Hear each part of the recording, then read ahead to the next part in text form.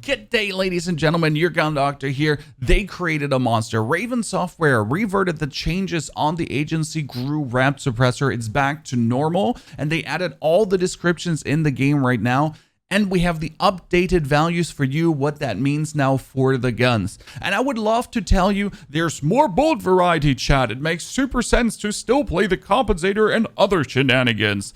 Sadly, the reality is the agency suppressor is so insane currently that the bullet variety get completely dumped again. Let me tell you the actual values, what the agency suppressor does, and how that will influence your gun builds. Get the GRU here on the Groza: sound suppression, vertical recoil control, bullet velocity, and effective damage range. Obviously, the question is, how much bullet velocity is that now? Is it worth it? How much recoil control is that now? Let me tell you first, the bullet velocities on the regarding rifles, SMGs, ARs, sniper rifles, and tactical rifles, what it does. Then let's test the recoil control. I think that's going to be a case-to-case basis because it does say it reduces aiming stability, but does it really reduce aiming stability that much? Or is that also really just a hoax and it does not reduce it? On the sniper rifles, it's also finally back in the description: sound suppression, vertical recoil, bullet velocity, and effective damage range. Now let's see if that actually is also fixed description-wise on the Pellington, because they said they're reverted in,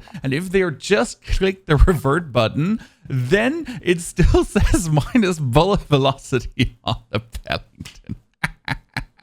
You doofuses. But obviously we're going to be checking the bullet velocity plus here too if it applies to the Pellington. Throughout the board, the suppressors are absolutely broken now. On the rifles, you get 30% bullet velocity plus. Thank you, JGod, for testing that. I didn't have time to test it on the rifles. And the SMGs also through the board get 30% plus. When it comes down to the snipers, I whipped out the Pellington to really see if it actually does do it on the Pellington, since the description is broken. And it's roughly around 25% plus on the Pellington. We're back to these 10 to 60 bullet velocity. Also, I do assume now that all the snipers obviously do have it back. The tactical rifles, I mainly tested the AUG because I really wanted to know, is the AUG now the broken one? Yes, 1100 bullet velocity. And if the 30% of the agency suppressor also is the same, most likely as on the M16, you're going to be at less bullet velocity than the AUG has to offer. For the LMGs, I tested it on the Stoner, it seems to be 30% over the board. Thank you, JGod, for providing the rifles and SMG values. That really helped. Also, I couldn't really quantify aiming stability because minus aiming stability should technically hurt the smoothness of the guns.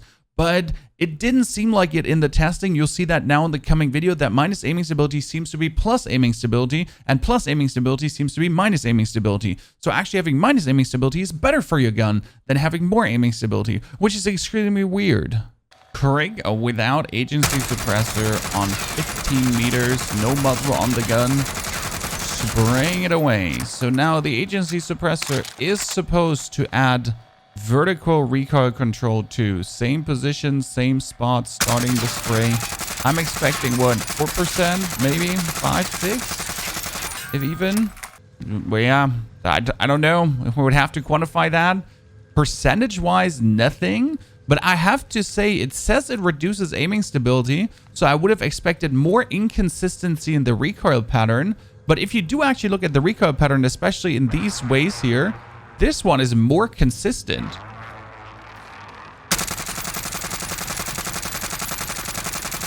Also from a shooting feel in comparison now.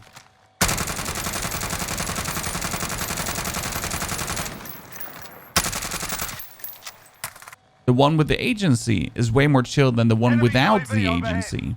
So the recoil control can be neglected. I think it's a case-to-case basis if you need or don't need the recoil control. It might be that you do actually have to put out the field agent grip on the one or the other gun to then make it work again. The SS speed grip used to be the vibe now, but it might be that we need the field agent. Now let's check if we can still play the takedown maximum stray speed FFar with the Asphalt speed grip. We're going to spray it into the wall first, checking out what we have to offer here. Very good stable recoil. And now the field agent in comparison, as we might have to go there since the recoil control that the agency suppressor has to offer is not really as significant.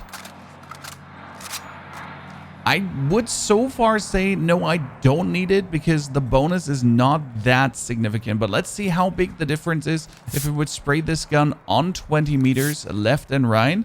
So first we're going to start with the field agent grip. 20 meters is not an uncommon distance that you would still use the FFar on to try to hit your targets. Trying to keep it on.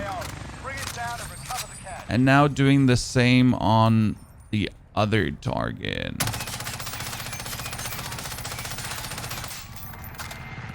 You notice I'm actually used to the SFIT already. With the SFIT, I just get like this straight line with a bit to the left. Whereas here with the other one, I kind of go all over the place. So for me, the SFIT does definitely still work better. Oh my goodness, Jesus Christ. I'm testing guns. I'm testing things here. I hate you so much. The best FAR build in my eyes still stays with the takedown. We're going to show up the field agent again for the SFIT, so maximum strafe speed. You have the Agency Suppressor, the minus aiming stability, you don't feel it, as we mentioned on the Krig already. Raider stock and the Salvo 50 round fast mag, and you get that FAR that now hits even harder, faster, stronger, better again with the insane bullet velocity increase. Same goes for the Krig, nothing really changed. You have the Ranger and the Agency to give you this ultimate insane bullet velocity bonus. The field agent here does do a better job, I have to say. So on the Krig, I might actually go back to the field agent. The whole recoil felt just way smoother now. So the aiming stability seems to be a lie, and all guns just feel smoother. When it comes down to the AUG, we have created a monster now. I mean, with the bonus of the bullet velocity of the Agency silencer, we're now at a total of 1,100 bullet velocity.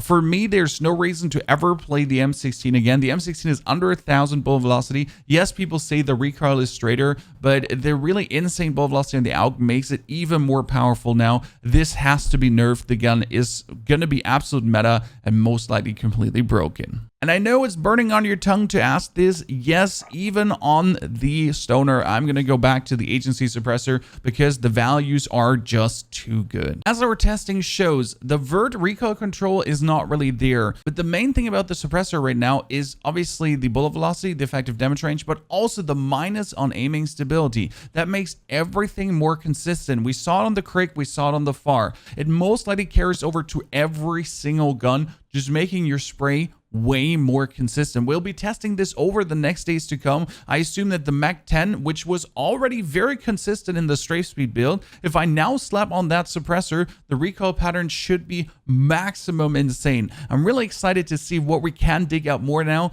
It's also really sad, and I feared this would happen, because all these other beautiful attachments that used to be good are completely trash now. There's no reason to touch any of these attachments anymore because the cruise suppressor is such a dominant factor. The aim down sight speed minus doesn't matter. It is just the absolute 100% vibe. Ladies and gentlemen, I hope you enjoyed this video. Thanks for watching.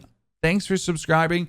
Don't forget to do that to find your way back for more amazing content. The Cruise Suppressor Agency Wrapped, all of them are back. Definitely drop in the description below how your builds are looking and which gun the most you're looking forward to try out with these changes that you now then can play again finally. Don't also forget the live stream 8 a.m. to 4 p.m. We're going to test all these guns live now to see how they do actually behave and how they're going to be vibing. I wish you a fantastic good day and see you soon in Verdansk.